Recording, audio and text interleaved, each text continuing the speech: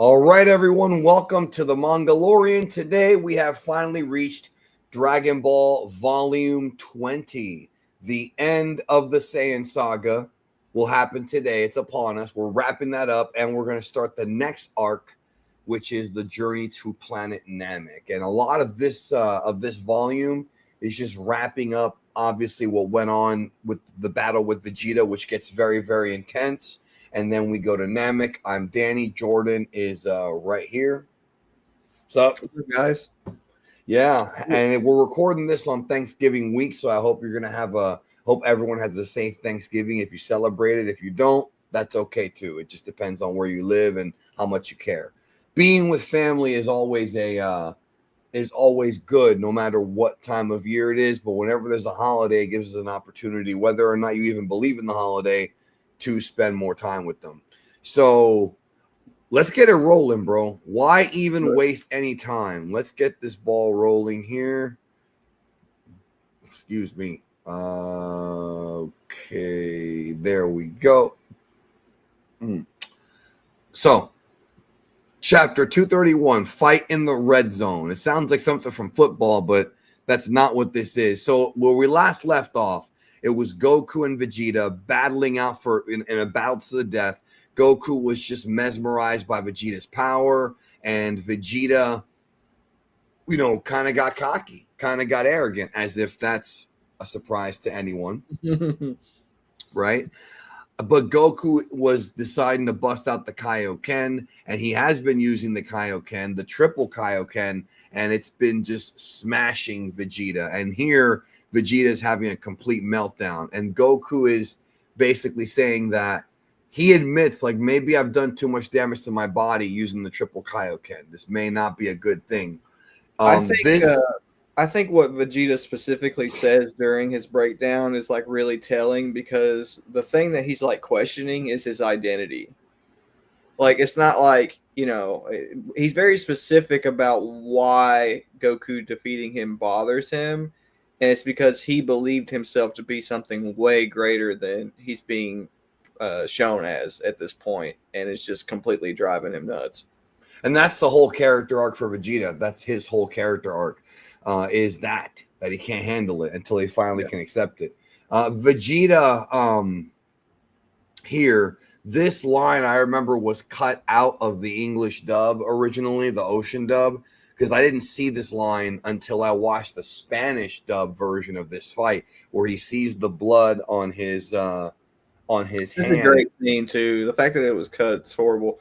It's actually like a really important scene too, because it shows that well, not only is he talking about like how his noble blood has been spilled or whatever, but it shows you that his life is in danger at that point. Like his life, like he legit is in like a dangerous situation, and that Vegeta himself is not really used to that, Yeah, and it's not just that's all true, but he thinks that this is, like we talked about, it's beneath him. Goku should not be able to even land a blow on him, much less make him bleed.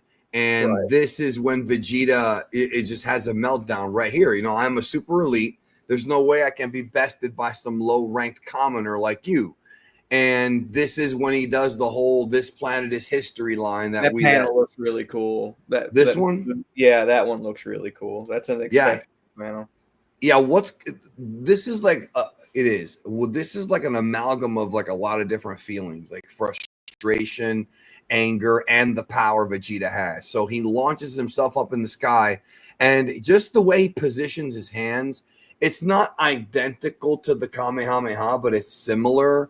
And you already kind of know where this is going, because we saw one of these in the fight with Goku versus Piccolo, and that is a beam struggle.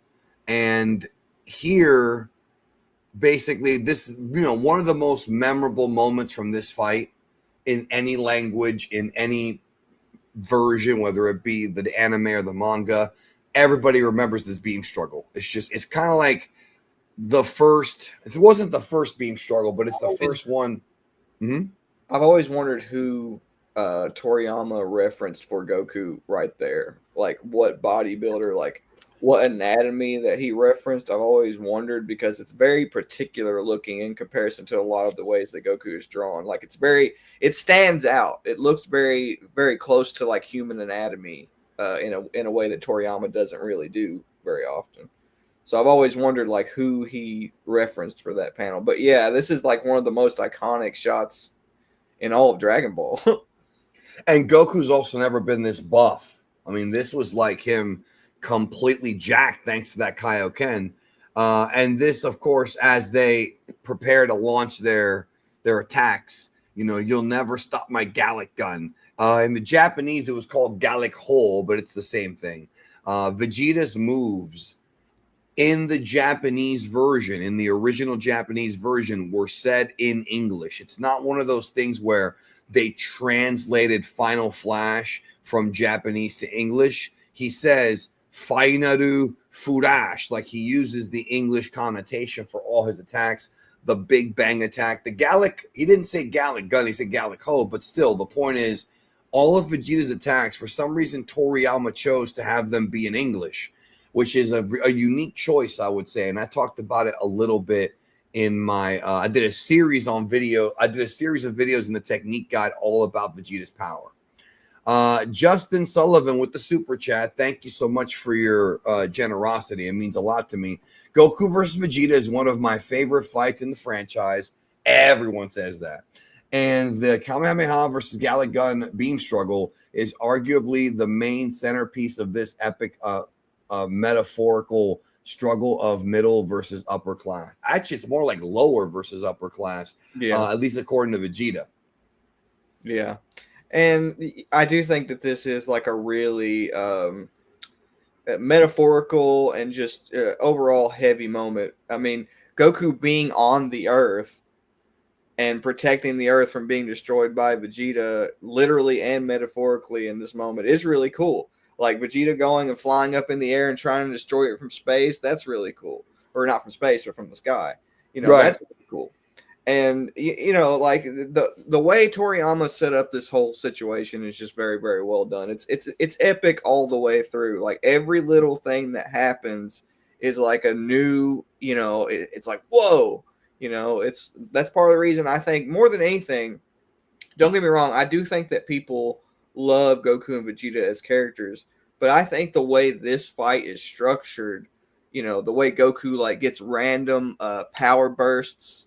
And he's considered the overall lower class fighter, but he still manages to surpass Vegeta using martial arts in a way we haven't seen prior. With Piccolo and Goku, Goku was already pretty much in the realm of Piccolo Jr. at the time. You know what I mean? So it's not as impactful because we just watched this guy not only laugh whenever all of Goku's family and friends were getting murdered, but he also took down the person that killed him with ease. And now we've got a situation where Goku has surpassed all odds and has this guy literally on his toes, afraid for his life. Like it's just extremely heavy, like conceptually, like it's storytelling. People in the chat are saying middle and lower class are the same thing. I've never been told that, but I can see why from Vegeta's perspective they would be. So that makes sense. I mean, I've always been taught that that's not the same thing, but who knows? Doesn't necessarily mean that I'm right. I learned that when I was much younger. You and this planet are as good as space dust. I don't remember which version he says that in, but it might have actually been. It might have been the Japanese. I don't remember, but the line is familiar. Xavier says, do you think Nappa or Prince Vegeta ever got Zenkais in lives before the Saiyan Saga, since they're not cowardly like Raditz? I'm not sure if they were ever close to dying. That's never really been stated. No, I don't think so, because not that you should take power level guides too seriously, but if you take the power level guides into account, as well as what Toriyama himself has said about what happens to the Saiyans when they get older, because people have this weird idea that Saiyans keep the same power level they have as a baby for the rest of their lives, and that's just not true at all. Toriyama said himself that despite the fact, that low class warriors have a really low class, like a low rating whenever they're children, they still gain a significant enough power level when they get older to be dangerous. So, that's probably just what happened with Nappa and Vegeta. Like they probably had a decent power level rating enough to not be considered low class warriors whenever they were first born. And then when they got older, they really grew into their own as elite warriors without ever needing a Zenkai. Right. And the Zenkai, yeah, it's never been stated. I can't actually say no because it's never been stated, but Jordan's points all kind of make sense. Like they may have gotten stronger just by getting older and by training and by fighting. So Vegeta fires the Gallic gun. Yajirobe with the line. Goku fires his back. Bahamut in the chat was saying that he says it's amazing how anime is true to the manga in terms of art style. I mean, that should always be the goal, if possible, is to when you're adapting something from manga to have it close to the anime. What we normally see a lot of times is not that when it comes to American comics, because what often happens is American comics have detailed art that if they put it in a show would lose detail. Yeah, that's the issue is like to have moving images is a lot harder to do than to have one image just there. So This is epic, just the two beams heading right toward each other. And I would say, they're both colored yellow here in this full color edition. But in the anime, they were like a red, and for the Kaioken, like a purple for Vegeta. And I think that's a bit easier to look at as far as differentiating the two. I don't have a problem with this. We know Vegeta's on top and Goku's on the bottom. Pause. So we know this. So it's easy to tell. Chi is pretty consistently yellow on its own in the manga for the most part. In the anime, they change it around. Yeah, which I think it's cool that they change it around because it does kind of signify like how the characters themselves affect their chi. And that does happen sometimes in the manga. It's just not consistent. Like sometimes they have like a weird color, like Vegeta, whenever he's powering up earlier in the manga, he had a purple aura. Like, so sometimes they do, recolor the auras and stuff, but it is consistently yellow for the most part. But the reason I like that, not that I would disagree with the notion of having it colored in the manga, but the reason I like that is because we see Chi as consistently yellow throughout the entire manga, and then when Goku becomes a Super Saiyan, he's yellow. So it very obviously tells you, hey, he's been powered up by Chi, and I like that. It just makes it like that much more blatant and clear. Yeah, and I think there was an interview with Toriyama where he said that in reality, if this were real, Chi wouldn't have any color. Yeah. That's what he said, if this were real. Because in real life, a lot of the monks that talk about Chi and talk about the real version of Chi, because there is a real version of energy, especially in the Far East, they believe that it doesn't have any color. It's just done for anime and manga to make everything look more colorful, and so that the human eye can visualize what's really going on. Yeah. That's what he even said himself. Yeah. They do imagine Chi in fiction a lot as either blue or gold. It isn't something that Toriyama came up with. It's something that you would see in fiction, even in old art and stuff. They would normally imagine it blue and gold, and I think that's interesting because it kind of reflects the color choices that they made for the manga. And Super Saiyan Blue and Super Saiyan Gold. Yeah, even though those aren't the only two colors. Yeah. Justin says, I also need to point out the symbolism in this fight too. During the beginning of this fight, Vegeta was always on a higher pillar than Goku, which represents the wide gap of power between the two. You mean the fact that Vegeta is at the top of the panel? Is that what he's referring to, you think? Yeah. Literally at the top of the panel. Yeah. No, it makes sense. And then Goku's pushing up. It's almost like, I hate to say this, but it's almost like the middle class is pushing against the upper class and eventually will overcome them, at least in battle. Maybe not in financial worth. Yeah, and if the upper class did overpower the lower class, they would destroy the earth. which is even Well, that's happening now as we speak. That's Yep. happening now as we speak, bro.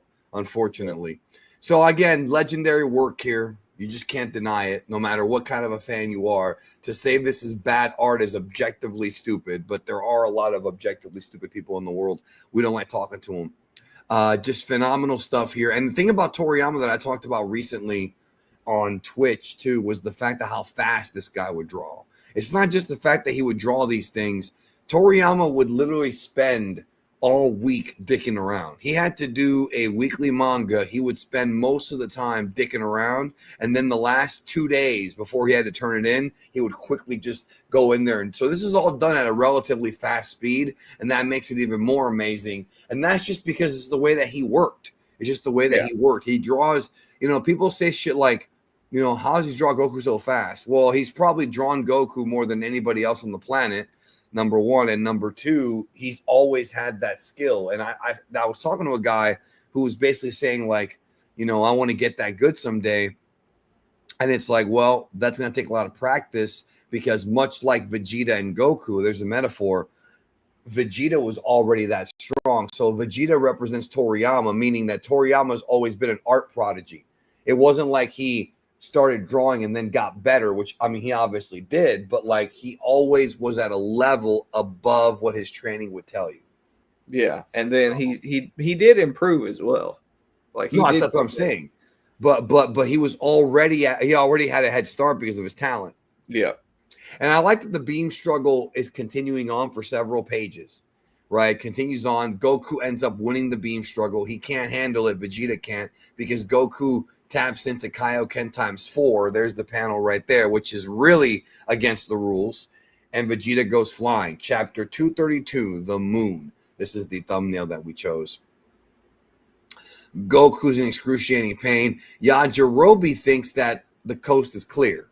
He thinks that Vegeta's dead. And so he runs over to congratulate Goku. Some funny stuff here when he whacks him in the back and he's like, dude, don't touch me. Because his whole body is sore, like his whole that was way more intense in the anime because Nozawa, she just like whelps, she just, you can tell like the way that she like portrays him being in pain is like way more intense in the anime for sure. And then Goku senses that Vegeta's not dead, that was not enough to kill him, but he was riding this, as you can see, he was riding this ki blast for a while, bro. Just let it go, and now he's like, okay, I lost. Okay, now that I lost, and he's very frustrated again. I love this stuff, bro. He's gonna have to really figure out something else, and this is when he starts looking for the moon, and he starts to realize that there's no moon here, but he knew there was a moon there because Kakarot as a baby was sent there, so he had to know that there was a moon. And I love how at this point now we're starting to see like the sun come down. And it's a good way to create a little break in the fight too. Yeah, and I do like how proud Kai is of Goku and the fact that he did good, but now he's saying, he can still use the Uzaru form. But of course, this is when we discover that Vegeta has an ability to make his own Brutes Wave move. This is the part where Vegeta does not tell Goku that his father was a brilliant scientist, like the original dub said, but he tells him that we had problems in Rigol 7 and your father came up with it's all bullshit, bro. Made up shit. Somebody asked me on Twitch, somebody said, why did the dub change so many things? And I'm like, your guess is as good as mine, bro, because there really is no reason. Censoring is one thing. I understand cutting out certain words that you think kids might not be good for kids, but changing the story and making shit up that wasn't in the original story is just weird. It is. They were trying to tell their own story, and I feel like that's disrespectful. Yeah, it's possessive. Yeah, because Dragon Ball's never been theirs. So this is where basically Vegeta goes into a science class and explains about the Brutes waves, and it bounces energy from the sun. 17 million Zenos of Brutes wave. It's Brutes. People say, is it Brutes or Blutz? It's the same thing. It's Borutsu. So it doesn't matter if you say Blutz or Blutz. or brute. It's all the same thing. Yeah, So and this here, is just metaphorical of yin energy, by the way. This is just a scientific version of explaining what yin energy is. It's literally the exact same thing.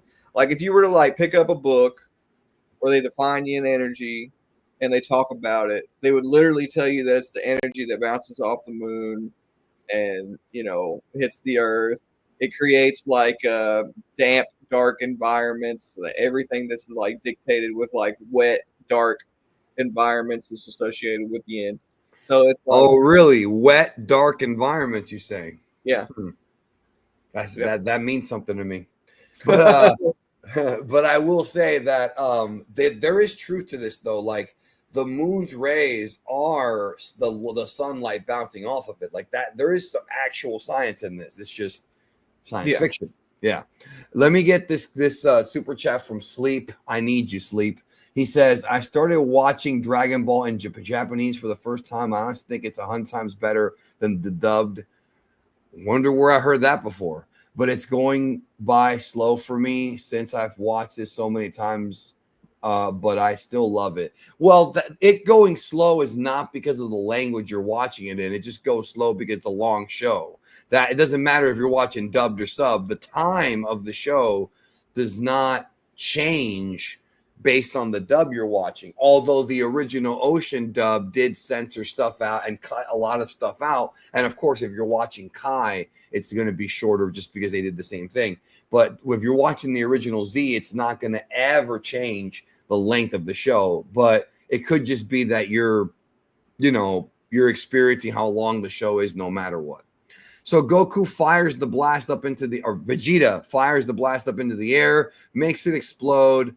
Vegeta gets the Brute's waves. He's going to regret losing your tail, Kakarot. He begins to mutate. And I love this because this is the first time that Goku is faced with himself. Because in Dragon Ball, on at least 2 occasions, Goku becomes a Great Ape and his friends have to deal with it. Once in the Pilaf arc, once in the tournament arc, and then we saw Gohan do it, earlier in this arc. But now Goku is facing what he himself used to be, and I like it because it's like flipping it on its head. It's almost like, to use a modern example, when Zamasu and Goku Black fused, that was the first villain Potara fusion. So when a villain does what a good guy does, and the good guy has to challenge that, it always makes for an interesting story because the roles are reversed. Yeah, and if Toriyama wasn't already making it super clear that Raditz and Vegeta particularly were a reflection of Goku's past, this definitely makes it clear. Yeah, and not just a reflection of Goku's past. People always say, what would have happened if Goku had never become good, and it would have been them. I mean, some have said Turles, and that's another example. But Raditz and Vegeta are aspects of Goku's personality that he would have probably, not a guarantee, probably had if he had never become a good person and met his friends and Grandpa Gohan. Vegeta has gone ape shit almost literally. No, not almost literally, literally, bro. Can you imagine if Goku has one of those big ass meals and then becomes a great ape and then takes a shit, bro? Does that expand your stomach to where the turds that come out of your ass are like this big? Or is it a thing where because it's just food that it already gets processed, so it's a little tiny turd? I can't answer that, bro. Is that not Journey to the West? Is it? I'm assuming it's not, right? No. Right. I was just gonna say, damn, I forgot what I was gonna say. Go ahead. Yeah, because I brought up turds. Chapter 233. Can he unleash it? The Daima has a lot of poop jokes. It does. There's one almost every episode. Yeah, can he unleash it? The Genki Dama. So that's. I remember what I was gonna say. So the reason Vegeta can talk through his Great Ape transformation is really he controlled it. Well, but why he controlled it's very interesting. So they don't really talk about this in the manga, but in the Japanese anime, there's a scene where, and later on when Gohan becomes a Great Ape, the scene plays out in that context, not in this context. But he basically says that the great ape doesn't necessarily dominate their mind in the way that you think they would. It's not necessarily that they become rampaging apes. It's that they revert into their battle instinct form, which means that they're literally just in a suspended state of their battle instincts as a Saiyan, rather than just being like a rampaging ape like you see on screen or on the page. It's more so they're being dominated by one aspect of their instincts or their nature. And the reason Vegeta can talk through his great ape state is because he already embraces the same mentality that being a great ape would bring anyway. That this destructive mentality that Vegeta has about dominating and taking over your environment and being like the dominant life form in the universe. He has such a strong ego, and he already lets his Saiyan instincts dominate his mind to the point that he can speak through the transformation. And I think that's very interesting because it contrasts Goku from Goku and Gohan from Vegeta, because whenever Gohan becomes a great ape, Krillin's like, oh, well, Gohan's still in there somewhere. So if we can direct him to attack Vegeta, he won't hurt us. We just got to like point his instincts in the right direction. And it's all very interesting because it all kind of reflects the themes of Goku, Vegeta, and Gohan's character. Because Goku, he just lets his instincts do whatever they want. That's always been the theme of his characters. He just lets his instincts go wild. Whereas Vegeta, like he actively controls it and points it in the direction that he wants it to go. Whereas Gohan only uses his instincts to protect others and to defeat evil. So how each great ape transformation is portrayed in the manga complements and reflects like how each character like implements their Saiyan instincts in the show. And I think that's really interesting. You're muted, Danny. And it's also different aspects of Wukong. Yeah, that's true. Yeah, because from the good side to the bad side. Also, I want to point out that this panel here where Goku's doing the Genki Dama and Uzaru Vegeta's behind him, many of you have seen this, but if you haven't, there's a big giant figurine. It's like huge of this shot. And it's massive. It's like $500, if not more. It's big, and it's like a giant great ape with a figurine of Goku. Goku's about this big. And the great ape is obviously bigger, and it's huge and it's beautiful. Speaking of Great Ape Vegeta, if you play, this is really cool. If you play as, or if you just make Garlic Jr. and Great Ape Vegeta fight in Sparking Zero, Garlic Jr. says in the opening dialogue, he's like, "Is this a new breed of demon?" Like that's what he says about like Great Ape Vegeta in the dialogue whenever you have them fight each other. Which is I wonder if it is. You know, people are gonna think that if it does come out that Great Ape Saiyans are from the demon realm, people are gonna think that like you knew this whole time because somebody told you privately. And I'm telling you right now, I did not ever tell Jordan that Saiyans are from the demon realm. That's his theory. He hasn't heard it from a source that I know of, not from me, certainly. I made a video called Demons and Dragon Ball before Daima was ever like introduced, where I've talked about this. So yeah, but you made a more recent one during Daima about the same. Oh yeah. No, but you're right. You did talk about this way back in the day before Daima. Xavier says if Goku did have his tail, he would have lost control. But would he have been able to control himself like in GT because maybe Gohan or Krillin, like with Pan? Well, Gohan was able to control himself, and we're going to get there in this stream. It's very possible that is the case. It's very possible. I can't say yes for sure, but the probability does go up. So speaking of which, this is the part where Gohan and Krillin decide to get back into the fight. They have Gohan has a premonition, like he just knows something is up. This is Gohan's instincts like kicking in, his fighting instincts, his survival instincts, the stuff he learned from Piccolo, all of that kicking in, saying, I think my dad is in trouble. And so this leads to him basically going back, and Krillin. And he already lost Piccolo, so he can't stand the idea of losing his dad. So again, Yeah, again, you're right. Goku just got brought back to life. And of course, this is Goku's biggest challenge ever because Vegeta was already strong in his regular base humanoid form. Now it's a 10 times multiplier of that. So, doesn't Vegeta's Great Ape look like way more humanoid there? Like, well, I he's really wearing clothes, right? I like the way Toriyama drew it there a lot.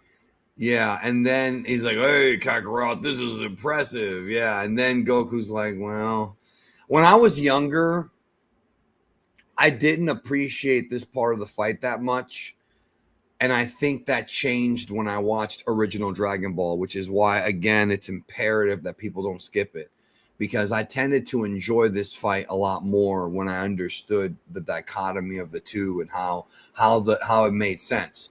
Also, this is also the fight that so many people complained about in Sparking Zero that really wasn't that hard. It really wasn't that hard, y'all. But people were complaining about it as if it was the hardest thing in the world. Do the dots on Krillin's head have any meaning? Yes, they do. Those are dots that represent Orin Temple, which is the monk temple that he first started training in martial arts. Yeah, it's also something real Shaolin monks do. It's based on real Shaolin. Yeah, you could actually look up Shaolin monks, and they're dressed in orange and they're bald like Krillin. Yeah. It's actually kind of wild.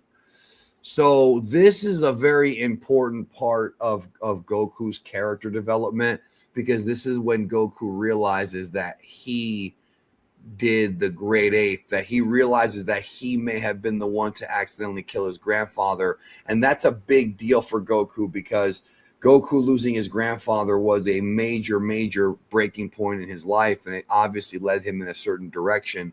And this is Tommy sweating over him, telling him he needs to fix his tail.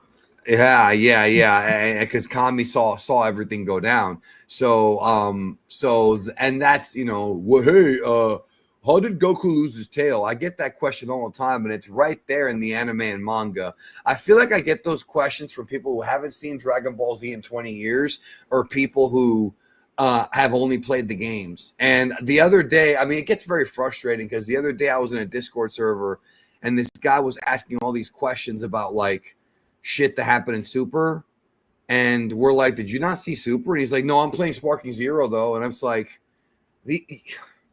I get you want to play a video game, I get it, but it's like these questions are answered in the show. Like, just watch the show, right? It's like the games are never going to go over. The games are never going to be replacements for the anime and manga. In fact, the games, you're supposed to play the games knowing what's happening. Like when you play Sparking Zero, you're supposed to know that Vegeta goes they make Great Ape. references that are deep cuts that you wouldn't pick up on had you not known the actual lore. So those games are definitely meant for fans. Dino Fury is correct on this. In the original Ocean dub, the same dub that said Bardock was a brilliant scientist also said that Vegeta killed Grandpa Gohan. Stupid. And right here, this monster that stomped my grandpa to death and smashed up the Tenkaichi Budokai grounds all those years ago, it was me. And it's so much better. Why would they change that? Why would they change it to where Vegeta? Why would they change it to fucking Bardock being a brilliant scientist, bro? Why would they say Super Saiyan is a need, not a desire? Why would they have Vegeta crying, say, "Yo, he killed my father"? Like everything gets changed for no fucking reason, bro. And I don't have an answer for you.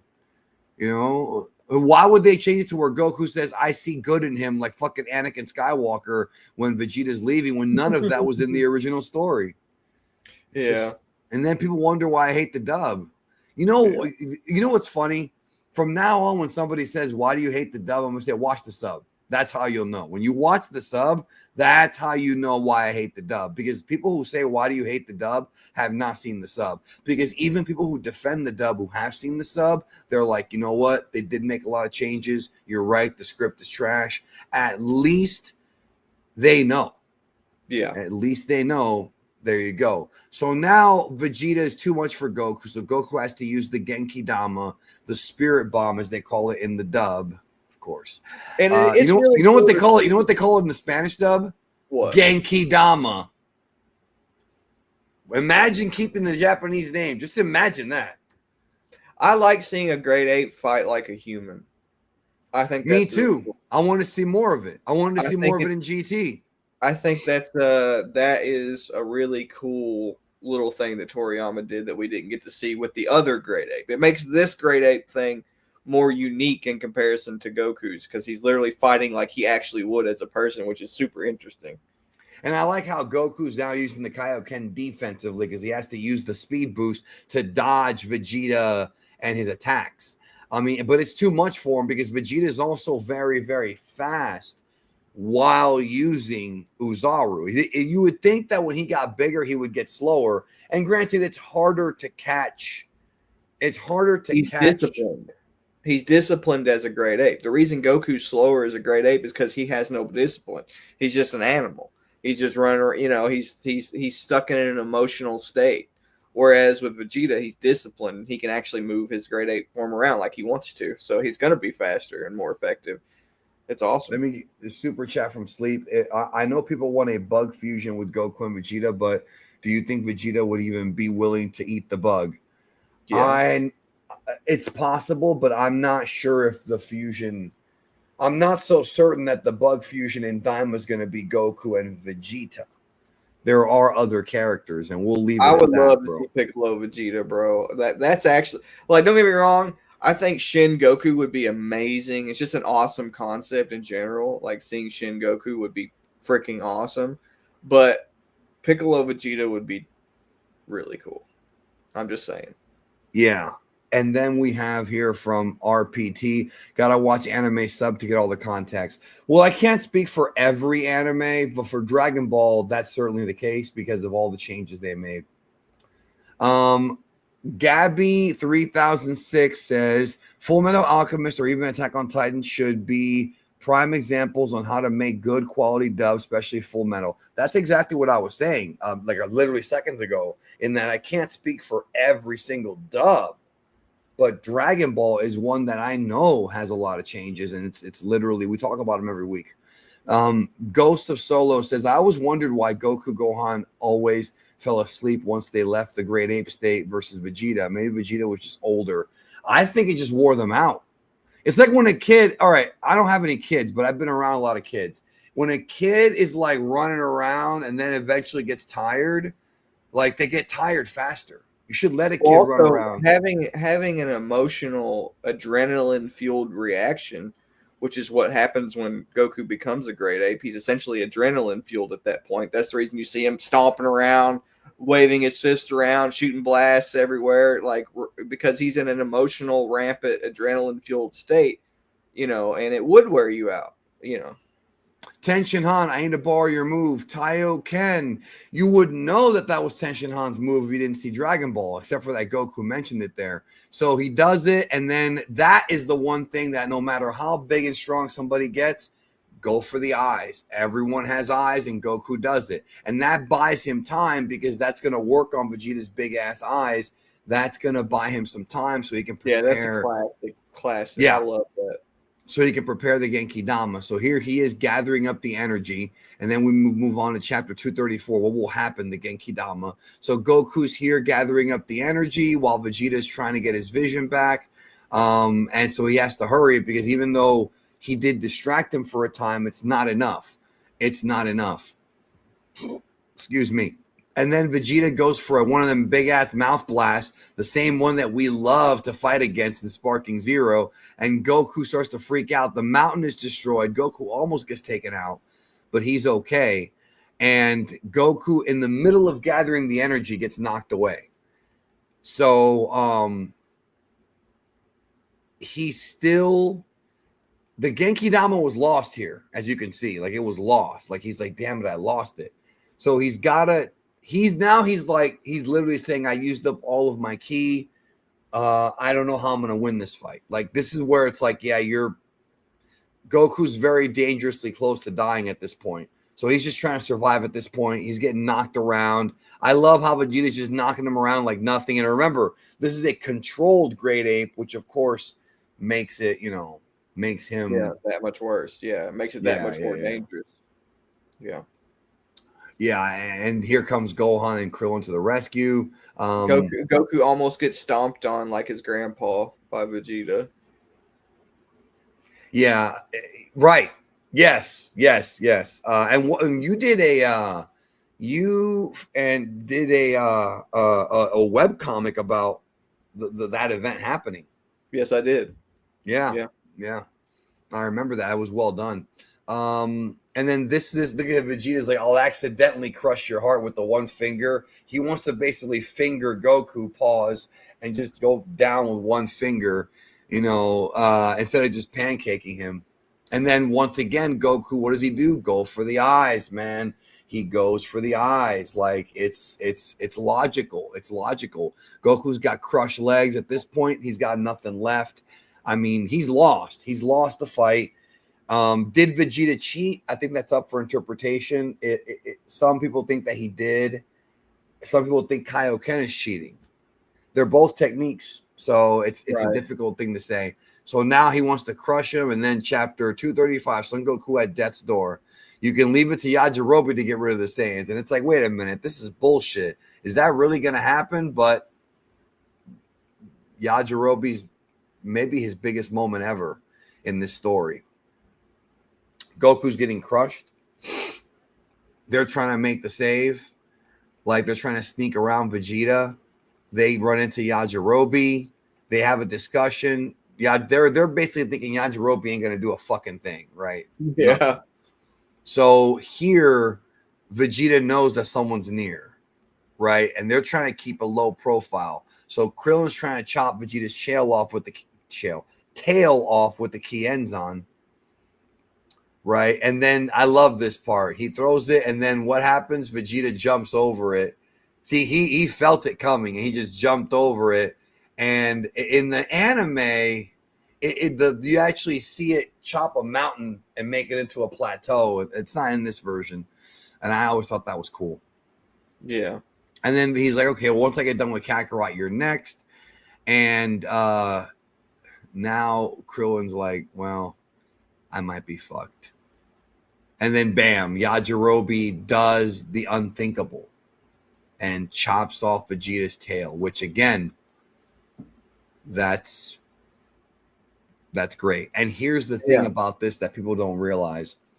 Yajirobe was not using ki because Yajirobe is not a guy who uses a lot of energy when he fights.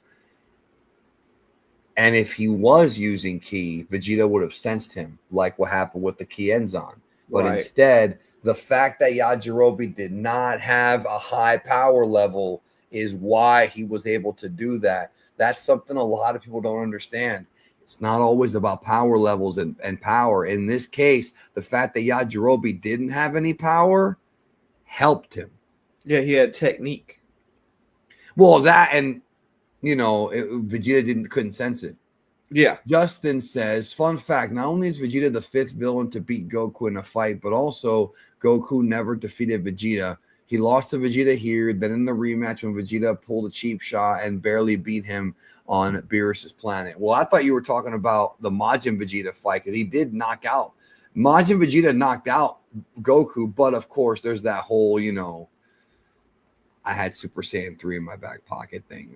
That might change the rules. And I guess Goku beat Vegeta when it was baby Vegeta, but some don't count that as being Vegeta. So well, I think one of the things that people don't consider when it comes to the whole Goku and Vegeta thing is the fact that Goku, despite the fact that he does try to kill Vegeta because he gets desperate and he has to in order to survive in this situation, in most cases when Goku and Vegeta have their rematches, Vegeta is trying to kill Goku. And Goku is not trying to kill Vegeta in most cases. Not in this one, but in most cases when they have their little rematches before Vegeta reaches his full character development, Vegeta wants to kill Goku. He's not thinking about it like a martial arts tournament. Yeah. So, the cards are kind of stacked against Goku in that way. And you know what? That's a very important thing to talk about here. The standard for victory amongst Goku and Vegeta is completely different because Vegeta considers this a loss. He even talks about it whenever he goes to Namek later. He's like, man, I lost on Earth, but it's made me stronger than I ever could have been before, and that's because Vegeta is not a martial artist. He does not look at combat like a sport. It's a survival of the fittest system that he lives under. It's not a sport. So unless Vegeta kills you, he didn't win. Whereas Goku just wants to best you in combat. Like, he just wants to best you from like a sportsman's perspective. So they both have very, very different standards for victory. And that's the reason that scene that Justin was talking about where Vegeta beats Goku is way more impactful than people really want to give it credit for, because that's Vegeta accepting the standard of a martial artist and fighting as a sportsman rather than trying to kill his opponents and like puff up his pride like he talks about in the Buu saga. He was satisfied with beating Goku as a martial artist, which speaks to his growth as one, Yeah, and Vegeta fans view it different than everybody else. Everybody else who looks at the series objectively will say that the Majin Vegeta Goku fight Goku could have won it at any point if he had Super Saiyan 3, if he used it, and it was postponed because of the Majin Buu thing. But Vegeta then knocked Goku out, so it really wasn't postponed, because otherwise he would have kept fighting. And some people think that Vegeta cheap shotting Goku from behind is him winning. That's not the case, but people think that. So no, and it's almost like a draw. The thing is, and the main counter to that argument, in both scenarios, if Vegeta considered his fight with Goku a win, in either scenario, why would he care anymore about surpassing Goku at that point? Like, the idea that he considers any of these fights a quote-unquote victory makes absolutely no sense within the context of Vegeta's actual character. Somebody in the chat was like, it's like when Apollo beat Rocky and Rocky won, but Apollo was so embarrassed that Rocky hung in there that long that he wanted to punish him. It's kind of a similar... similar, not identical. Justin says, also knowing Goku failed to stop Vegeta despite how much stronger he became since training with King Kai was hard for me to process. Well, that's actually what makes the story awesome, is that no matter how hard, it's just like Rocky there. No matter how hard he trained, he still couldn't get the job done. Same thing happened with Super Saiyan God and Beerus. He got the ritual, and it still wasn't enough. Sometimes it's like that in life, unfortunately. So now Vegeta has shrunk back down to normal size, and now it becomes, the battle here changes. Goku's mostly out of commission here. Now it becomes a war of attrition, and I think a war of attrition that's also very underrated, because I really like this part of the manga because it feels like they're fighting to literally survive. It's not even about, at this point, it's not about who the better fighter is. At this point, it's like, we have to stop this guy so he'll kill all of us. Yeah, he's mad. And so Vegeta's back to normal again, which might be worse. His eye is still damaged.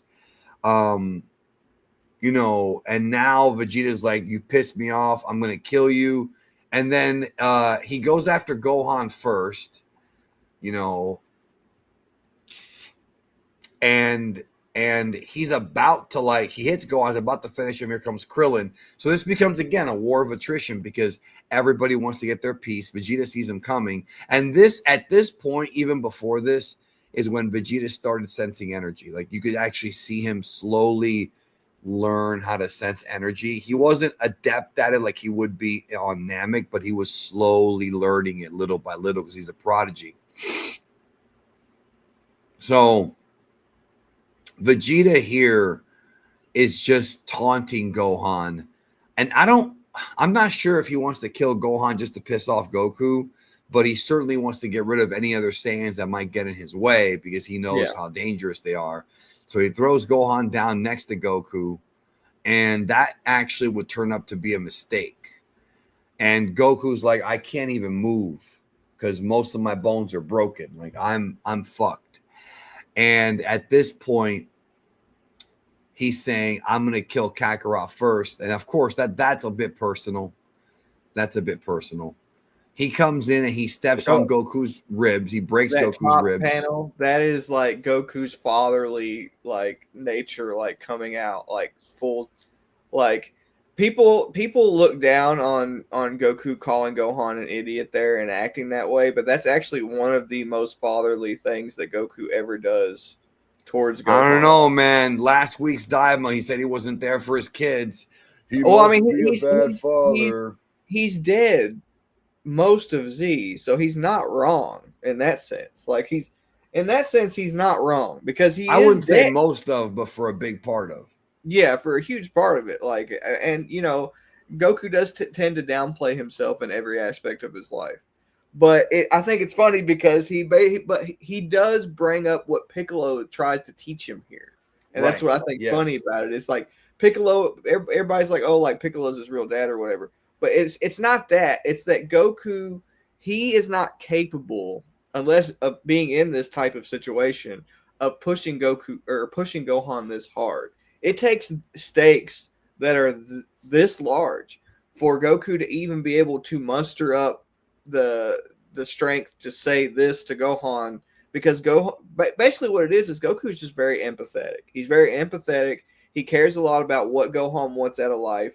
And part of the reason that he kind of holds back in terms of like being fatherly and guiding Gohan in a strict, or I guess you could say harsh manner, is because of his respect for Gohan's wishes and the fact that he doesn't want to suck Gohan into his life and the things that he has to deal with all the time in these like survival situations.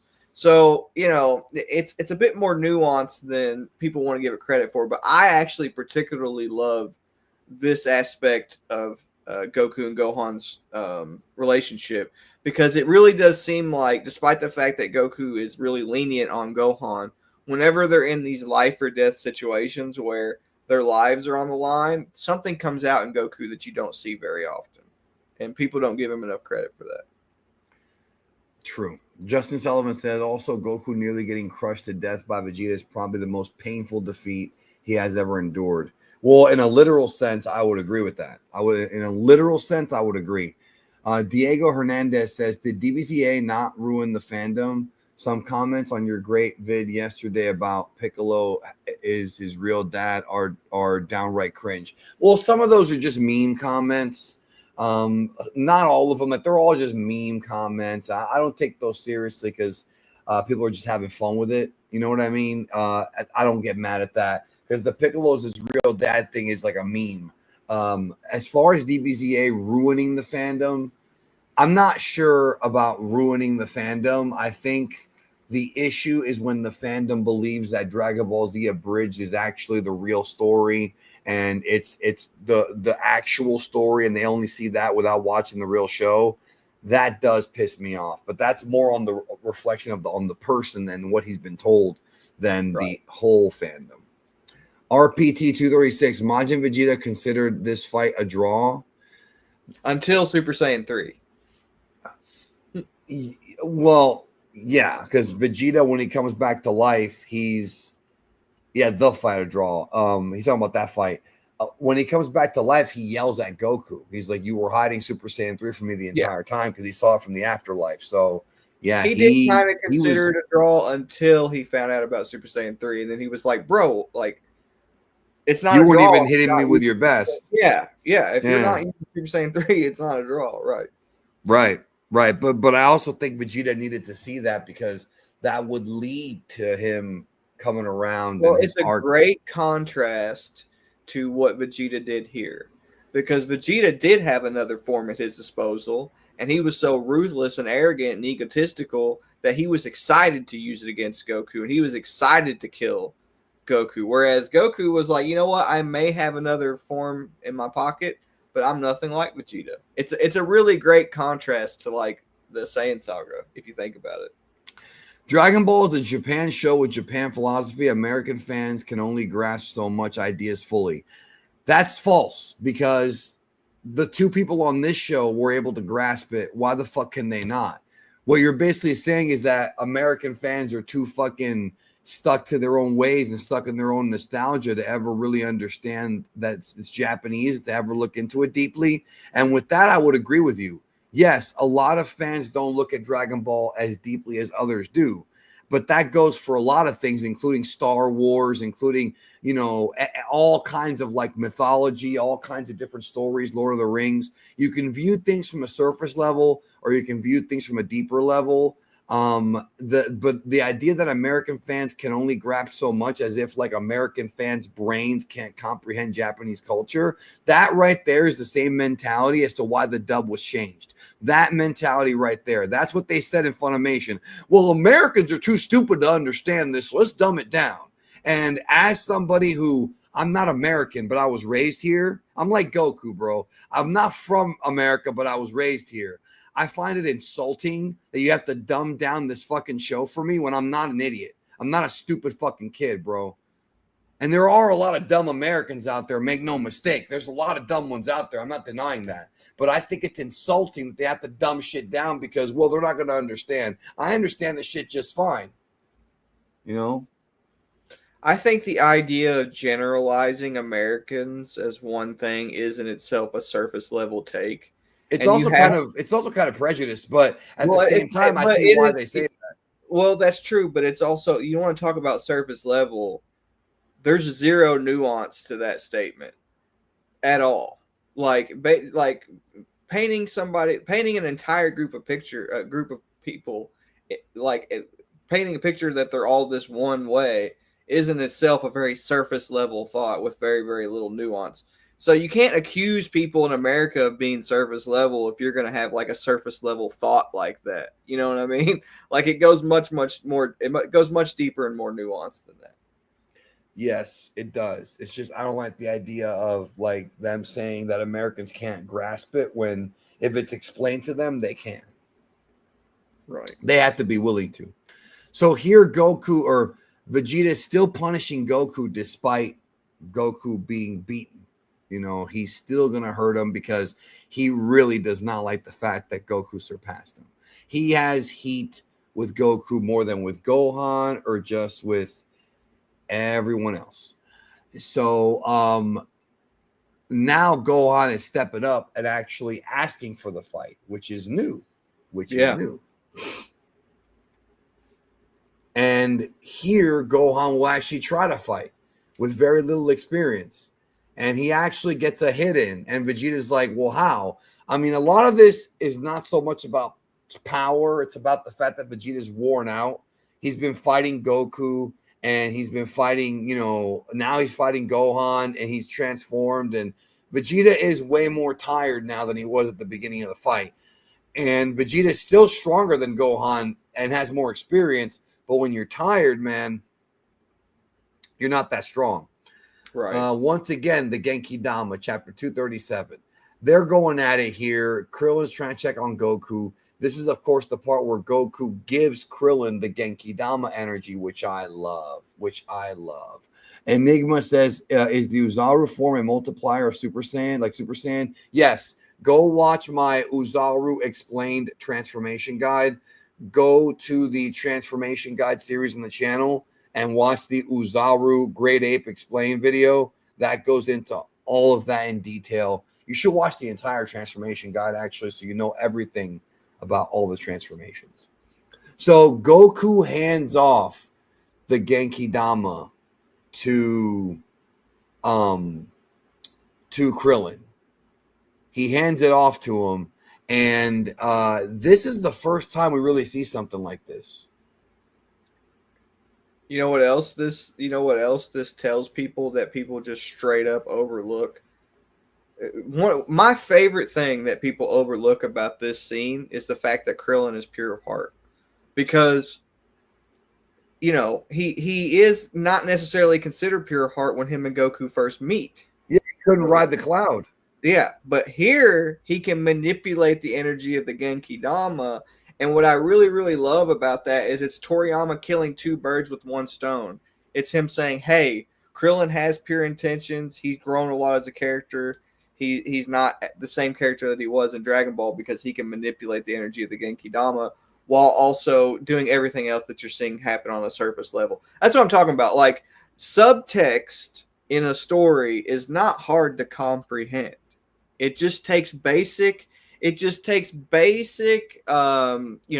thinking.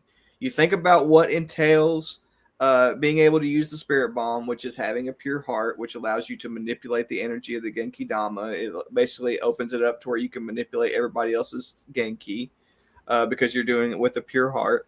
And with that in mind, that also tells you narratively the change that Krillin has went through if you've been reading and watching since the original Dragon Ball as well. And that kind of stuff to me is what makes Dragon Ball more interesting than the surface level stuff, because that's way more information than just what is on the page itself. It's like how they say a picture can contain 1,000 words. It's like that, but even more. I don't want to even more layers. I don't want to pick on this guy, but first he makes a joke about Krillin being weak, and then he says that the Z Warriors should add Tao Pai Pai. Let's just move on, bro. Like there are certain fans where you can tell instantly within like 2 sentences the kind of fans that they are, bro. And you can just tell like that. Like, oh. Anyways, Krillin gets the fucking power. He's marveled at this fucking power. He's just amazed at it. And it's just the idea that at this point, Tao Pai Pai is stronger than Krillin is like, anyways. Vegeta comes in with the elbow. Goku is like begging Krillin, like, and now he's trying to argue with me about Krillin being weak. This ain't the place to argue, bro. Take that shit elsewhere. So fucking Krillin has the Genki Dama, and fucking Vegeta's like kind of like marking out, like not necessarily, but he's like, oh, you're not bad. But again, like we're talking about a weakened Vegeta. He's not at full strength at all. He's been beaten up. And then here, this scene was awesome in the anime. Gohan is still learning how to fight, but is already able to use ki. Is already able to use ki and control it at a faster rate than anybody thought. So he's basically trying to distract Goku. And here, Goku tells him the Genki Dama is not something that you can aim with your eyes. It has to be. Oh, it wasn't Goku. It was King Kai. It has to be with your heart, like with your energy, with your spirit.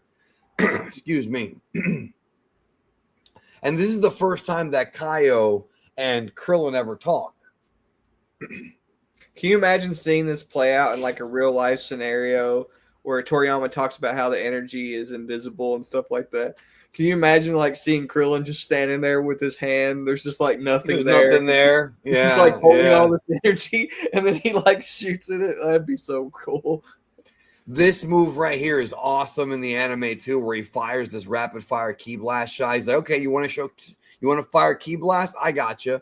He fires a bunch of them. Can we acknowledge this question from Surge X about the Spirit Bomb hurting Goku? Where do you see this?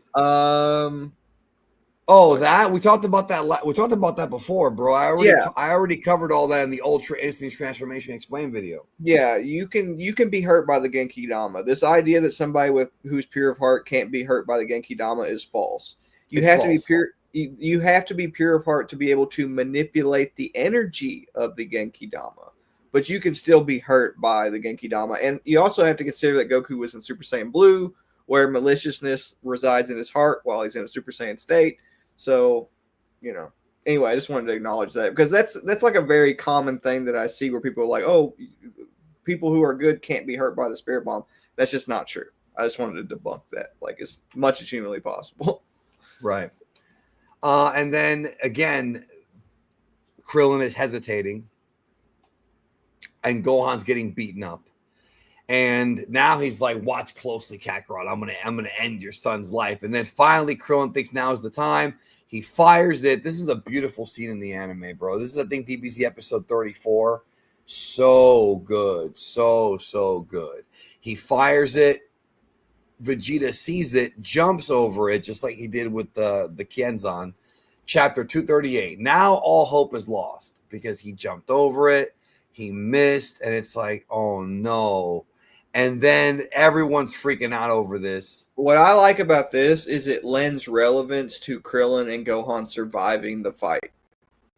Not just that, but it's cool because like Toriyama spends multiple panels talking about like literally 4 pages It's like going into pinball. going into like how it didn't hit Vegeta and we're all screwed. He's really hammering that point home. Like now we have lost the fight, but now Goku's like, bounce it back, Gohan. You can bounce it back.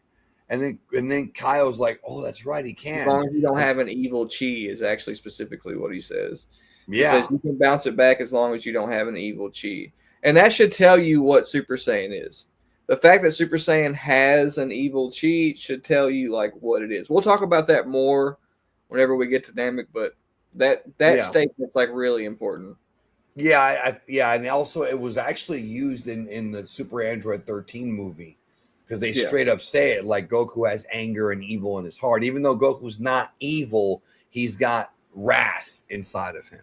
Yeah. So the blast is going up. It hits Vegeta. This really hurts him. This really put the punishment on him, bro. Yep. He gets blasted up and away. I mean, you feel this pain, bro. He becomes the first victim of that move, which a lot of villains would fall victim to. Justin says, geez, what's with the Saiyans and wanting to commit child abuse? Raditz, Nappa, and Vegeta have all assaulted Gohan, and one of them killed Chaozu. These guys would love R. Kelly. Okay, wait a minute. First of all, Chaozu's not a child. Might look like a child, but it's not a child. Second of all, what R. Kelly did is very different than what Vegeta, Goku, and Raditz did, brother. That's very, very, very. It's abuse, yes. There is the word applies, but it is not the same thing, What bro. comparison? Yeah, I don't think I've ever heard a Dragon Ball character get compared to. You would think it'd be General Blue in the anime, right? After the line they added. But yeah. I've never heard Nappa, Vegeta, and Raditz get compared to R. Kelly, bro. So at this point, it seems like the battle is over. The blast has hit Vegeta, but Vegeta comes back down, and he is in more pain than he's probably ever felt in his entire life. And yes, Jared Punch says you have to give credit to Vegeta, give props for surviving the Spirit Bomb. Definitely, because he survived it, and so did Frieza, but they were very, very injured. I mean, these guys were just completely smashed. Just completely smashed. Yash is right. Anyways, so at this point, Vegeta has become a horror movie monster where they hit him with everything and he keeps coming. They hit him, he keeps coming. They hit him and he keeps coming. And at this point, it's like, this guy is so tough. The Kaioken and the Genki Dama did not take him out. And now he's barely walking, but he's like, I'm going to kill all of you. Chapter 239, The Worn Out Warriors. And that goes for everyone. Everyone's beaten up. It's a war of attrition. I love these chapters. Yeah, that's Vegeta, a very important panel where he talks about how they did such a number on his pride. That's like Toriyama being very blatant about like what's happening here. Yeah. He's gonna get his vengeance one way or another. Vegeta powers up, does a big blast. Everyone goes flying. Like he at this point is just doing whatever he can to hurt people. Toriyama's taking his time telling the story. Lots of panels of just, people reacting. Like he's not really pushing the pace too fast. He's keeping it very I guess you can say like very dramatic, I guess you could say. Random Hero says, is there any other fight that's as violent as this? Everyone been getting whooped for like an hour. I would say Frieza is comparable, but I don't think and the Piccolo fight where Goku gets all his limbs broken is pretty damn violent, I would say. Yeah, I think, but in terms of there being like multiple people who are just getting absolutely demolished, I'd say this is probably the best example of that. But Frieza's I agree. I agree with that. Yeah, and that's why I like this fight a lot, because it really is a war of attrition. Like it really is like, it really is like a survival fight. Like this, it's not even about like pride anymore or who trained the Yeah, best. they're We're getting sucked trying. into Vegeta's world. This is what Vegeta's world is.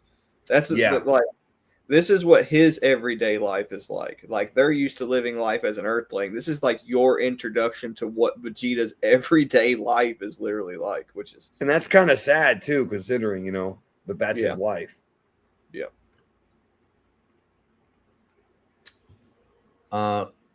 Raccoon is R. Kelly-ish, is he? I haven't watched the dub in a while, so I don't know if there's a line in the dub that they added. I don't recall that in the Japanese. So I don't know. But now Gohan's tail has grown back. And I love how in the anime they play the same jingle that played when Goku saved Tenshin Han from Drum. Dun dun dun dun dun dun dun Yeah, dun. and one of Dun, the interesting dun, things that the dun, anime did that a dun. lot of people don't Awesome. catch on to, you remember that filler I was telling you about where his tail grew back before because of the projection of the moon and all that good The stuff? projection. Yeah. Yeah.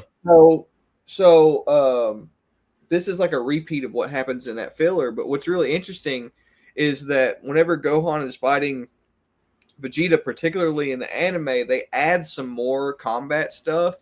And in the combat stuff that they added, Gohan is like more out of character because they're taking into account what happened in the filler in the anime, and they make him more like animal like while he's fighting Vegeta. Like it's not typically, Gohan does act different when he has a rage boost, but like some of the fight in the anime, he's acting not just like he's having a rage boost, like he's acting more like animal like prior to becoming a great ape whenever he's fighting Vegeta, which is cool.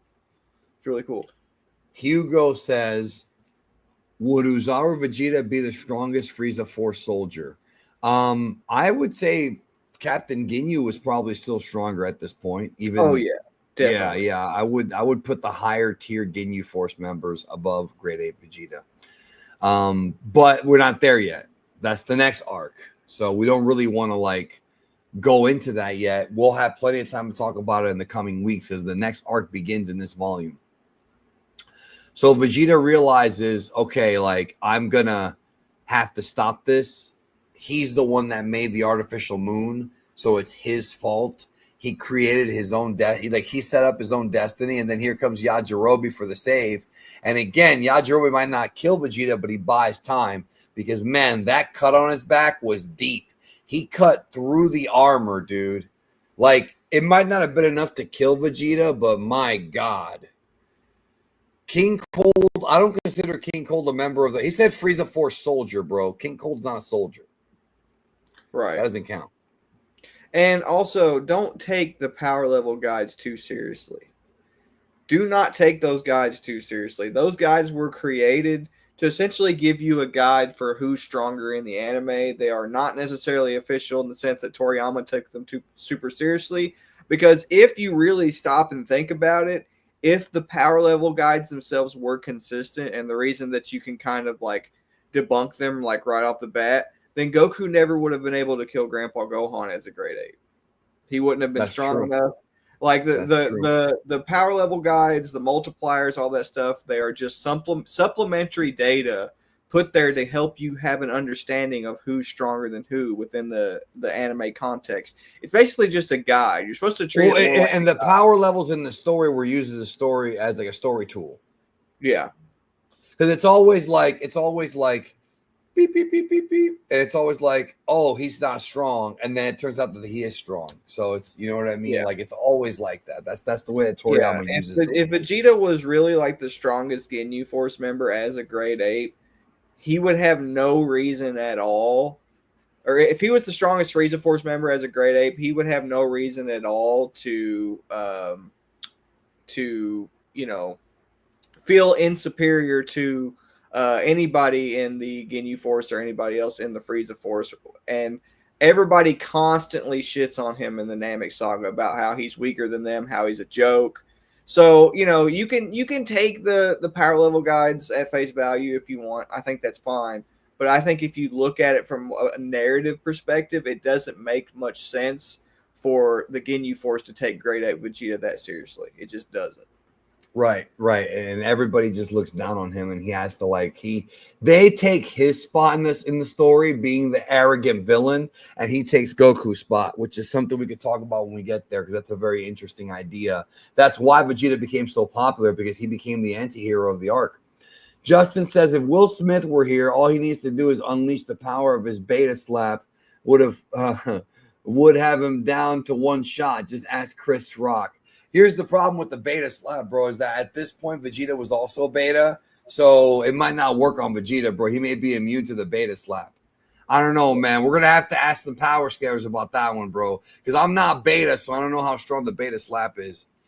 Now, moving on here. Yajirobe's thinking he got him. Vegeta's still up. I actually love this stuff, the way they do it, because he's such an arrogant prick, Yajirobe that is, and then he ends up underestimating the wrong guy or whatever, right? So Vegeta is just demolishing him. I mean, even though it's Yajirobe and he kind of deserves to get beat up, you still don't want him to die.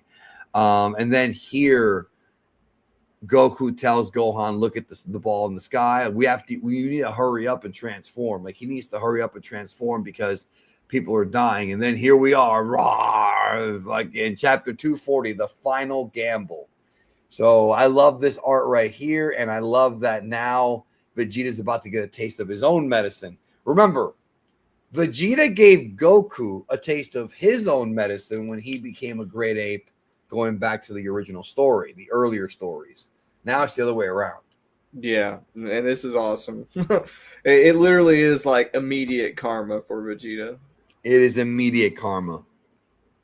And he's like, oh, the tail. And he tries to get rid of the tail, but it's too late. It's too late. He's already become a monster. And Vegeta has absolutely zero chance at this point. Because not only is he, weakened by the battle and the size, he's also tired. He's very, very tired. And Uzaru Gohan is just rampaging completely. And meanwhile, Goku's trying to and this is kind of what you were talking about right here. Yeah, they say it a little bit differently in the anime, but that's close. Maybe Goku and Gohan don't just lose their memory, but they revert back to being savage Saiyans in their Uzaru forms. Right. Yeah, that's what it is. They're more so being dominated by their instincts rather than animals. Yeah, they're not becoming a completely separate entity. They are becoming dominated by their instincts as a Saiyan, and it just has a huge effect on their conscious decisions and their thoughts. Yeah, this was a great fight, man. It really felt like the world was coming to an end. And then this is where Krillin and Goku are yelling at Gohan to try and see if maybe their memories can get inside of Gohan's head to get him to pay attention. He sees Vegeta. So now, even though they're still he's still a rampaging lunatic monster, he still has a bit of humanity left in him. And that's why he's able to see Vegeta. And now Vegeta's in real deep. Look right here. I've taken far too much damage today. This is turning into a game of cat and mouse. And that's what it is, bro. He was in trouble. Vegeta managed to chop off Gohan's tail. The fight's a bit longer in the anime. I like it more in the anime. And then what happens is Gohan starts to slowly not unfuse, but depower into his human form. But before he depowers, the great ape side of him lands on Vegeta. I love this. I love that. Yeah, that's awesome. He crushes him on Toriyama's part. Really interesting. And then and there's Vegeta laid out. Of course, we had to block out Gohan's ass so that the video stays up. Now Vegeta's like, okay, I can't take anymore. I'm out. Hits the remote control. Here comes the ship. They were already excavating it from the destroyed city. I guess that would be NASA or the secret government or whatever. They're excavating it out, and now he's like, to think that I'd be forced to run away. He can't handle it. Chapter 241, Son Goku's request. So they're all heading back to the battlefield because they don't know what the hell is going on at this point. Here comes the ship. And Krillin gets Yajirobe's sword, and he's like, no, I'm going to kill your fuck ass. I'm going to stab you. This is before a you. very interesting scene if you understand anything about Journey to the West and like the characters that Krillin and Goku were originally based on, because the Well, we've entire heard Goku, but what about Krillin? uh, Krillin is based on Tripitaka. He was the Right. Buddhist monk that would hang out with Sun Wukong and Journey to the West. But what's funny about this scene is what you are seeing Krillin do with the sword, like wanting to kill Vegeta mercilessly because it's for their survival, it's for their greater good. Um, this is like the main argument that Tripitaka and Sun Wukong would get into all the time. Like this situation that you're seeing play out, imagine Sun Wukong is standing there with his staff, right? And they've been dealing with this super evil demon who is like almost kill all of them. And he's like, nah, this is it. He's like, I'm not having any mercy on you. You deserve to die. Tripitaka would be the one laying there on the ground, half destroyed, being like, no, let him live. Like, it's like, this is literally like one of the most blatant role reversals that Toriyama like ever did in Dragon Ball. Like, it's so unbelievably blatant if you understand like the Journey to the West stuff. And like we've talked about before, I hated what the dub did to this, because in the dub they changed it. And this is actually a teaser for Frieza right here. I'm going to go into that in just a minute. When Kaio says, however, I'm afraid this weed isn't the root of all evil, with the root, of course, being Frieza, which is already a teaser for the next arc. And he's about to die. And then right before he does it, Goku says, please don't. In the dub, because they can't just keep it to the Japanese, they had to add all this shit about how Goku saw good in Vegeta, like Anakin Skywalker, and none of that is at all what Goku said. Goku said, I want you to spare him because I want to have a rematch with him. I've never fought somebody that tough. I want to get better, and I want to rematch him, and I want to be able to beat him just like what Vegeta would do. And Krillin's like, if you kill him now that he's running away, like, I'm never going to get that chance. So and was it? I want to say one more thing. You know what? Was it a dumb move? Like always, logically, yes, it was a dumb move logically. But like we've talked about over and over again, had Goku not spared Vegeta there, they would have gotten murdered on planet Namek without him there as support. Yeah. So Yash says it's got an entirely different layer with Goku's selfishness in his decision, which Tripitaka wouldn't usually have for sparing a demon. Wrong. I'll tell you why. Because multiple times in Journey to the West, Tripitaka's like dedication to sparing demons is actually framed in a selfish light. Despite the fact that it seems selfless on the surface, the whole entire point of Tripitaka and Sun Wukong's interaction is that Tripitaka is trying to prove to Sun Wukong that Buddhism is the correct way to live your life. So there is like an inherent bit of selfishness there, because Tripitaka does want to prove himself right. He does want to prove his ideology correct to Sun Wukong. So it's not just like, it's not as pure as people make it out to be in Tripitaka's case. This is part of Tripitaka's problem, and why he got banished from Buddhist heaven to begin with is because he was arrogant. There was a hint of arrogance to his character, and that's kind of what Toriyama is playing on here with Goku, except with Goku, it's his ideology as a martial artist that he is so dedicated to. It's very similar to Tripitaka being stubbornly dedicated to the ideas of Buddhism, except in Goku's case, he's stubbornly dedicated to the ideas of martial arts, which is very interesting. Yes, and Goku even himself, what I love about it is he admits it. He's like, I know this is selfish.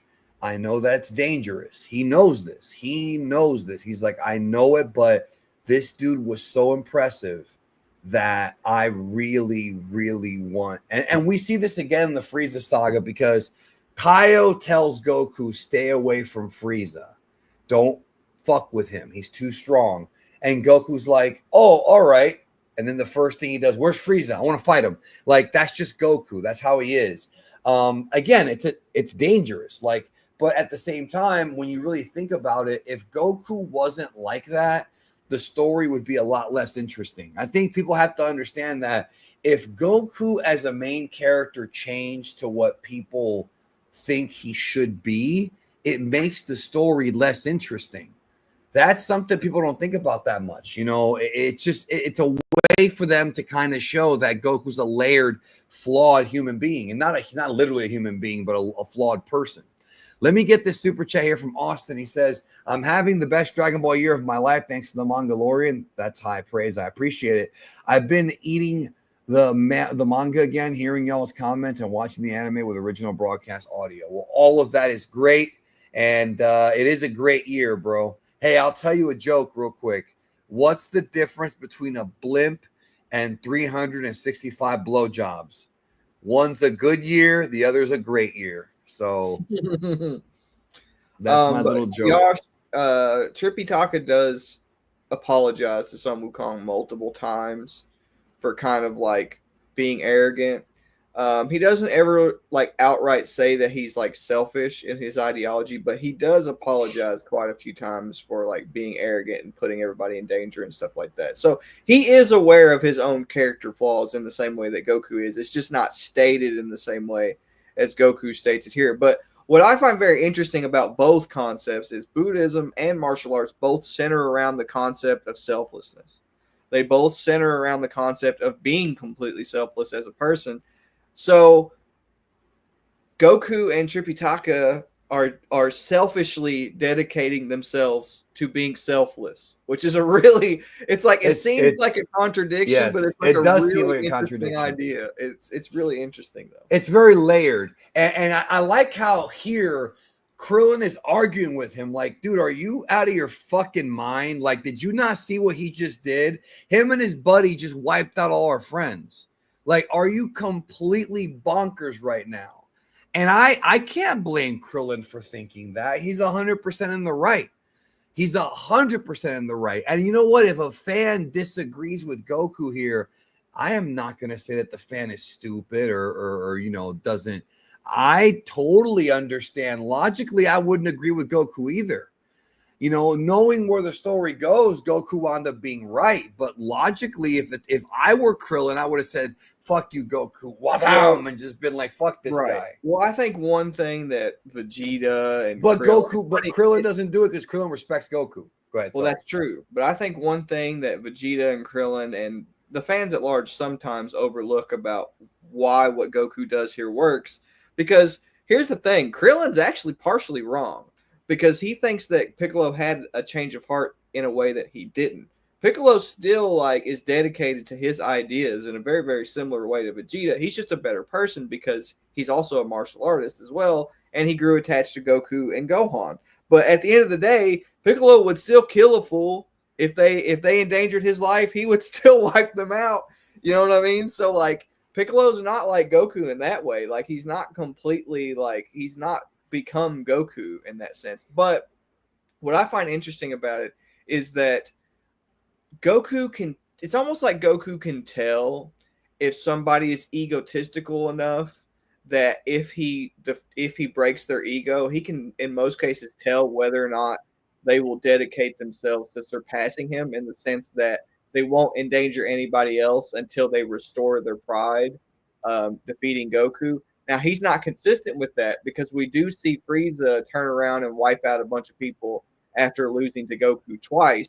But that's because that's because Frieza is considered an irredeemable character in the sense that Krillin is claiming that Vegeta is here.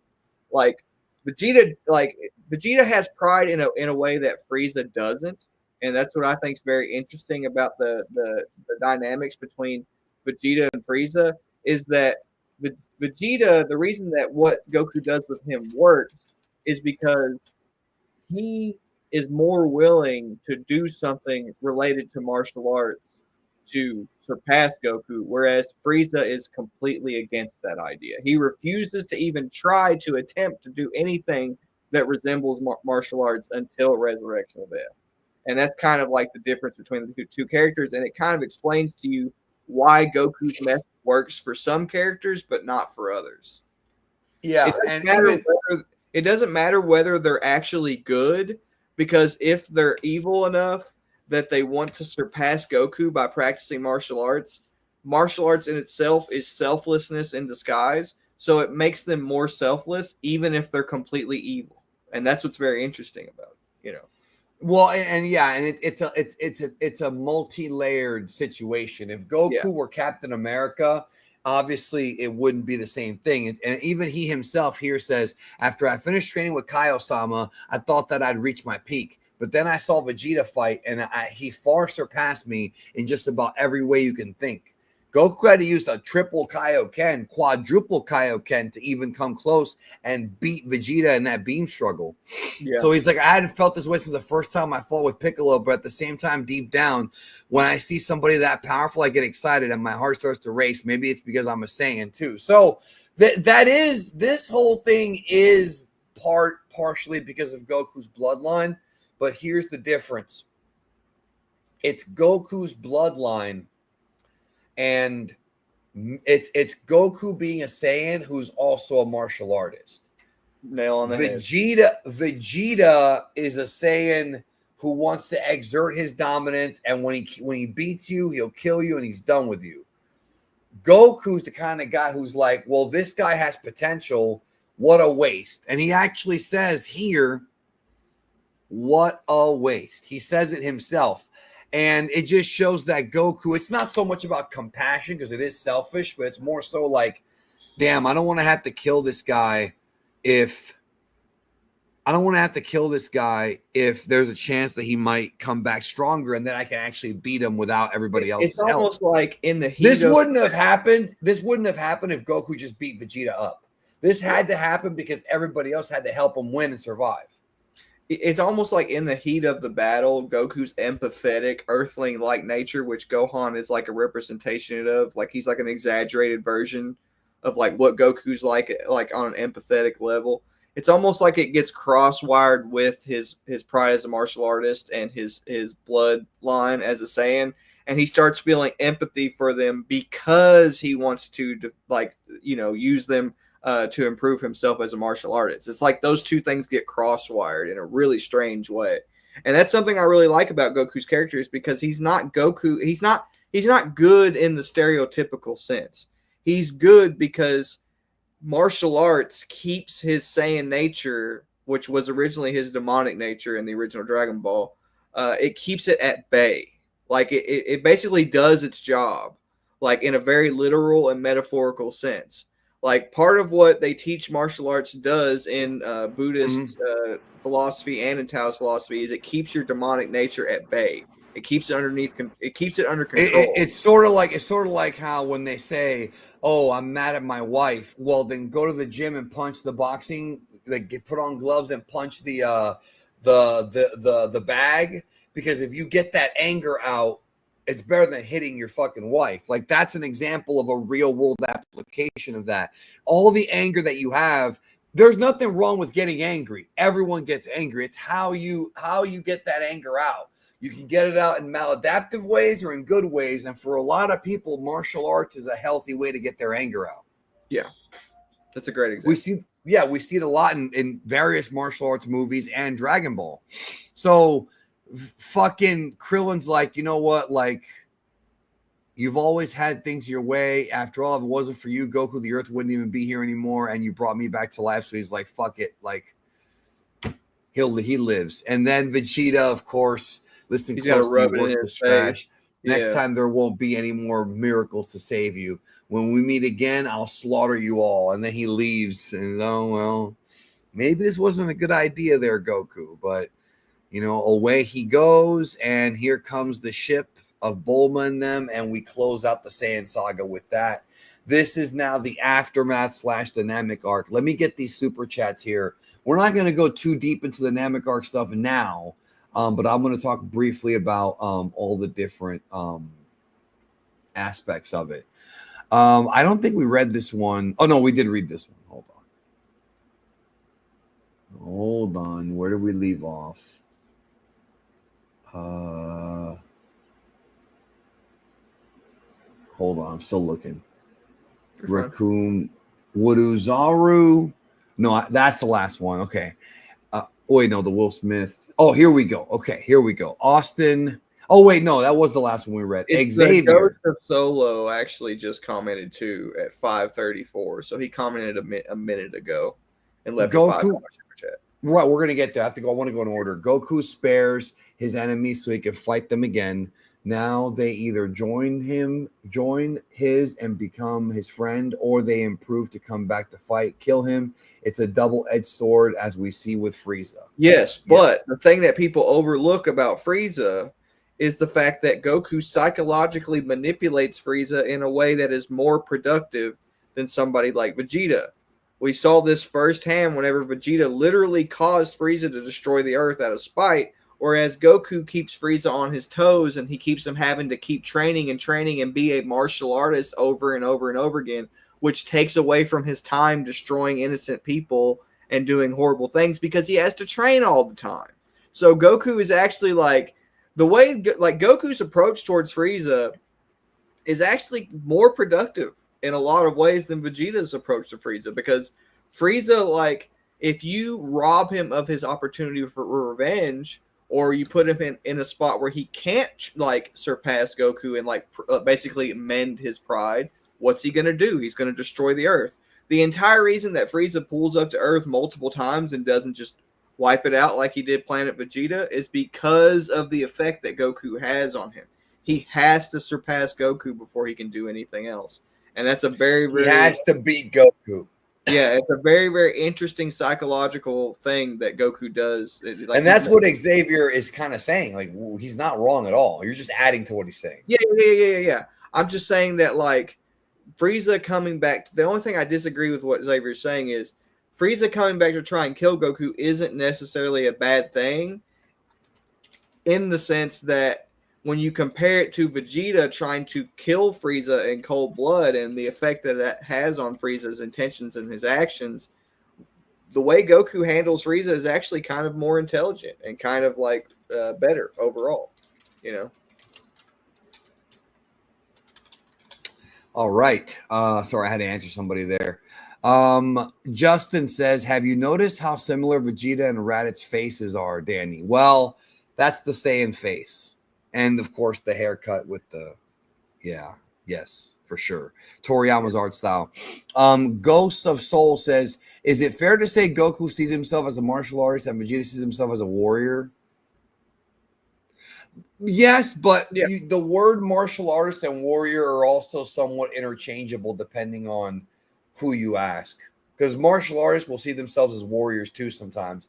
It just depends. But I think the definition that you're warrior going for... is just killing added to the equation. Yeah, warrior right. No, that's right. That's what I'm saying. I think he's right. I think his definition is right. So Nimbus Uber says Goku causes more problems than fixing them, though, as with Whis rewinding time for his mistakes. But why was Whis there to rewind time? Think about that. Why was Whis there to rewind time?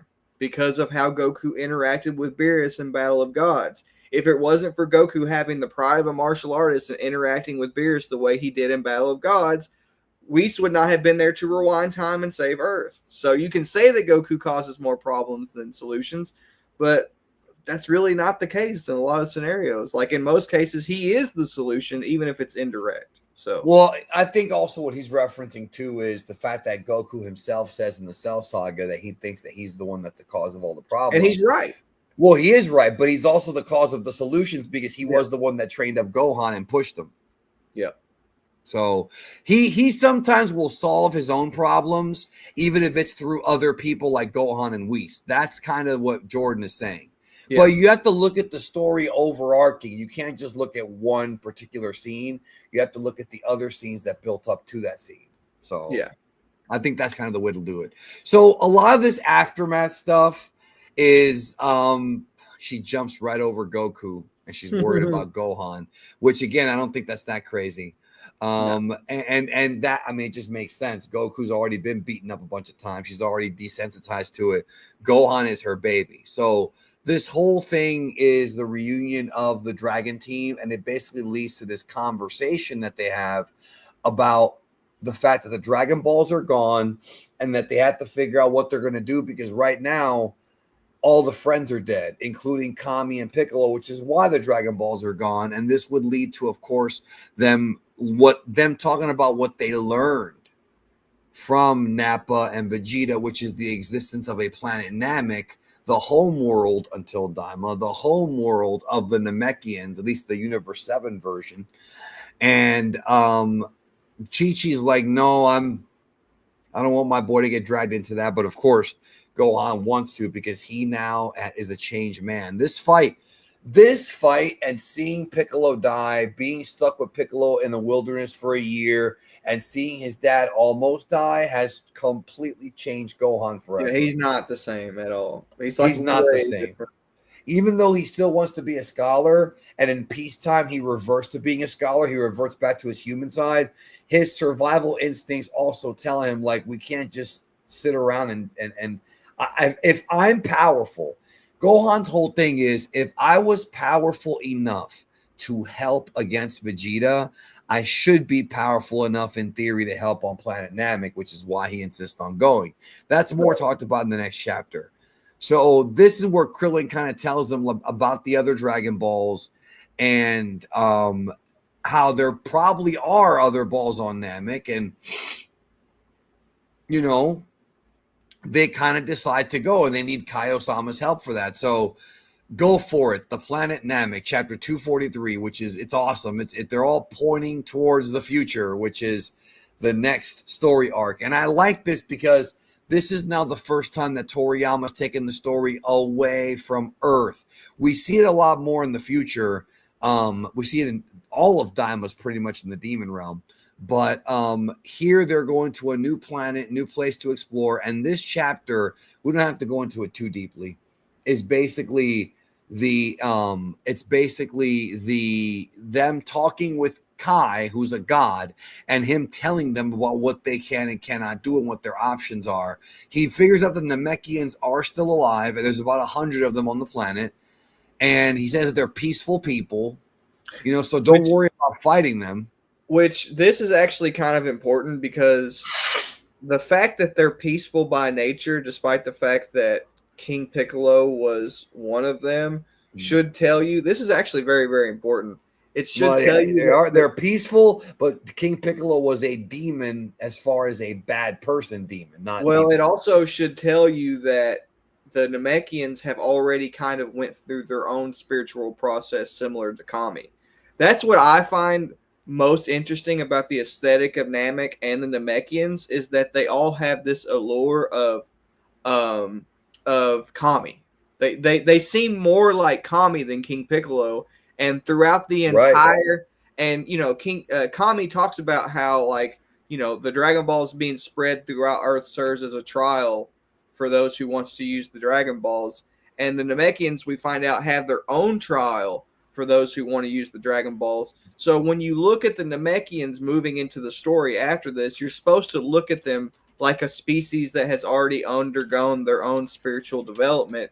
And that's what makes what's happening in Daima right now so interesting, because they came from the demon realm, which means they were originally demons, and then they eventually ended up in the mortal realm and went through sort of a spiritual experience that caused them to be more pure, similar to what happened to the nameless Namekian when he split his evil half from his mortal half and sort of purified himself and went through like a spiritual, like a religious experience. The Namekians as a whole, their entire culture has been through something similar to that. And I think that's very interesting.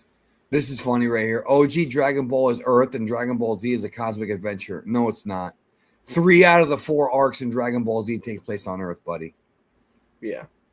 No, don't even go there. He's doing that thing that he's done it a lot, where you're trying to fucking separate Dragon Ball and Z when that's not the case here. Yes, Toriyama's taking the fight to a new world for this arc, but we're right back to Earth again in the Cell Saga. We're right back to being on the planet Earth.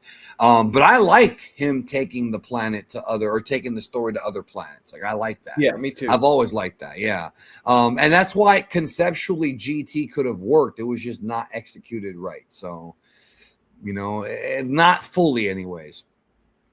And interestingly, with Daima, instead of them actually doing GT 2.0, which is going into space, they just go to the demon realm, because that's enough of like unique creative stuff that it's like, hey, Yeah, they're rebranding demons as aliens, which is infinitely more creative than just, and they are. I mean, they technically are aliens. They're from a far off world that you get through with space. So it's, yeah, It's the same idea. So we're not going to read this is all we have no time to read every panel here. Long story short, Bulma has to find Kami's ship. We saw this play out, so they can go from Earth into Namek to get the Dragon Balls there and maybe wish for Piccolo and them to come back to restore the Earth Balls. Goku will be in the hospital for 4 months. There's Wukong Hospital. Yes, Wukong Hospital right there. Yeah. Even though there's a big space here for a U, still it's Wukong Hospital. And I just like seeing Goku there. There's a lot of fun filler there with Goku with the bandages. Here comes Bulma, and she's talking about then this is where they found like the Saiyan space pods and shit, the ones that were supposedly destroyed, even though they weren't. That's what happens when the anime does something that the manga doesn't. You have problems like that. And this has a neat parallel to Sun Wukong in the sense that when Buddha and Sun Wukong fought the first time, Buddha just absolutely humiliated him, and he suffered an ego death as a result of that. And Buddha like placed him underneath a mountain, and he couldn't move at all. It was almost like his entire body was shattered, and he was trapped until he was. I don't know. It's just a very interesting kind of like modern twist on the story of Journey to the West in its own unique way, because Vegeta just absolutely humiliates Goku. It's another cool role reversal, but it's got like a modern flair to it, Goku's ship ends up being destroyed. I think that was Goku's ship, and she pushed the self-destruct button. Whoops. And I forgot if it was Goku's ship or Raditz' ship, because we're not going to read all this, bro. We'll be here for another 2 hours.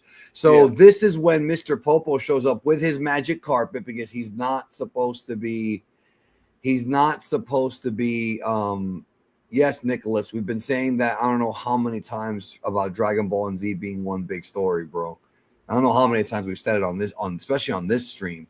But so he shows up. He's not blackface. He's really more of a Middle Eastern deity type of thing, right? That's more what he is.